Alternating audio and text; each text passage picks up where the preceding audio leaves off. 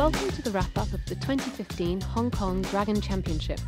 The event was made possible by the generous support of lead sponsor Central Oceans and supporting sponsor Northrop & Johnson. Racing took place over 2 weekends this year at the Royal Hong Kong Yacht Club's Middle Island Clubhouse.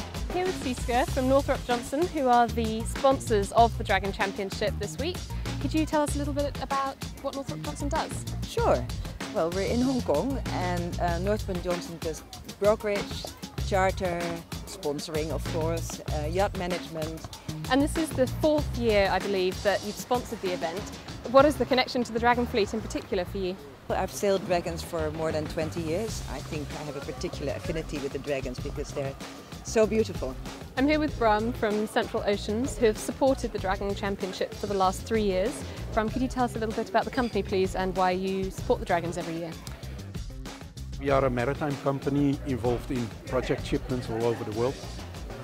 So we have an affinity with water and with sailing and with mariners. Besides that, I own a dragon, so it was a natural marriage with the club to do this.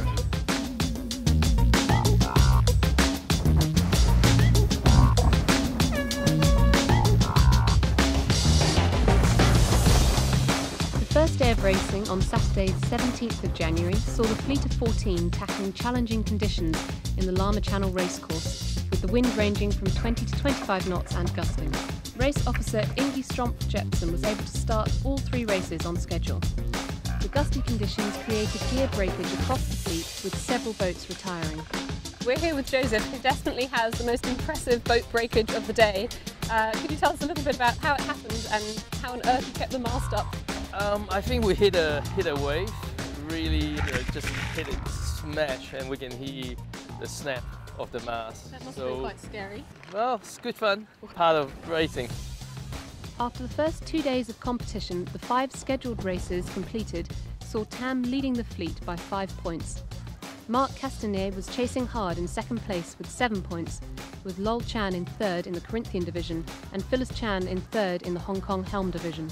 We're talking to Tam Nguyen, who was on the racecourse today. And could you tell us a little bit about race 1, please? Well, race 1 was not a great race for us. It was really a practice race because I think it's the first time we sailed together in these conditions, and it was the first time we sailed with Graham. Quite unsettling on the way to the start because you could see the wind was moving so much before the start. But then of course the breeze kicked in for the actual racing. And what the first race we made all our mistakes, but the big mistake was that the wind moved left big time in the first race, and we were just not on that at all. And then the races of 2 and 3, all we did was we won the starts and then held out to the left and came in close to the lane. It was kind of, there wasn't really much thought in that. It was just hiking and sailing fast. And normally at this point Thomas starts to think about jumping overboard. So I'd just like to ask you about the last downwind leg of the last race. We saw a very quick spinnaker hoist. Could you tell us about that? Yeah, basically we tried to play safe and having no spinnaker, but then we saw that Lowell was trying to catch us, so we decided to hoist the spinnaker. The second weekend of racing saw the Lamma Channel delivering its famously choppy conditions, with a wide range of wind and tidal states to challenge the fleet in the final 5 races. Among the sailors was Hong Kong's Asian Games bronze medalist, 2.4 sailor Fu Yun Wai, who was making a guest appearance on D41, Shiva. Going into the final day of racing, Mark was in hot pursuit of the coveted top spot, with only a 2-point gap between 1st and 2nd after discards. Tam was not leaving anything up to chance. And today we have a magic weapon. We have Joy. She's doing everything. Sunday saw 2 windward-leeward races in 15 knots of steady breeze, with the fleet consistently choosing the left-hand side of the course, which gave Mark and his team the opportunity to shake things up as they sought a clear lane to make a final challenge to Tam's lead. Well, we noticed that both you and Tam really favoured the right-hand side of the race course today.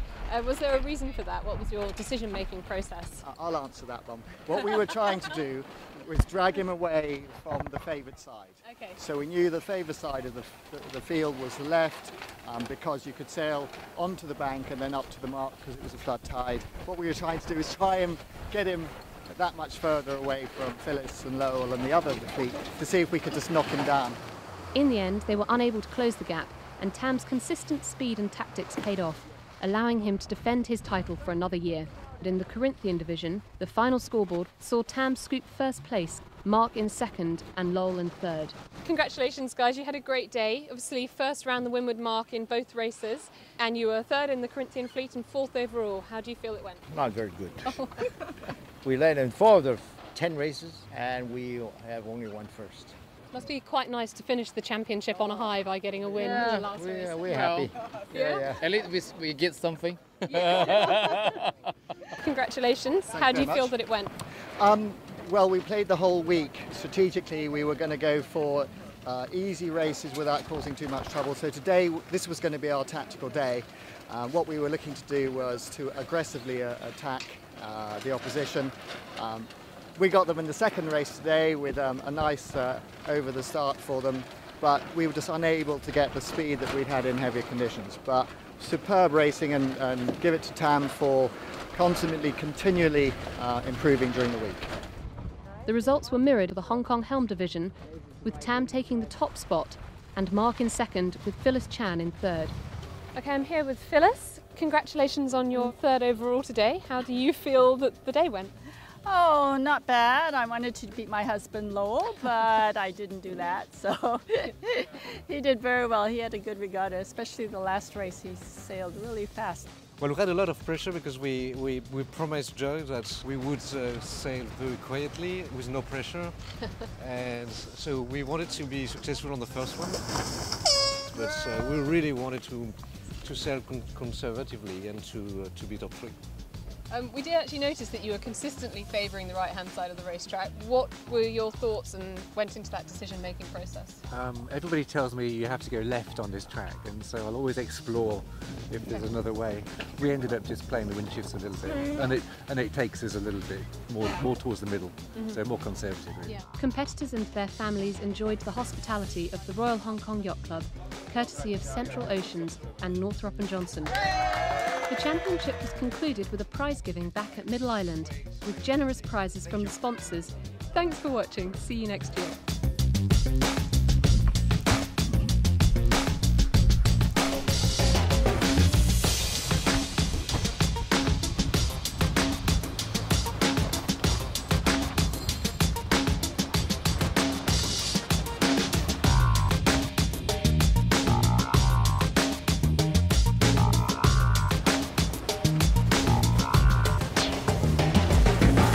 Remember a thing, all right? So there's nothing to talk about.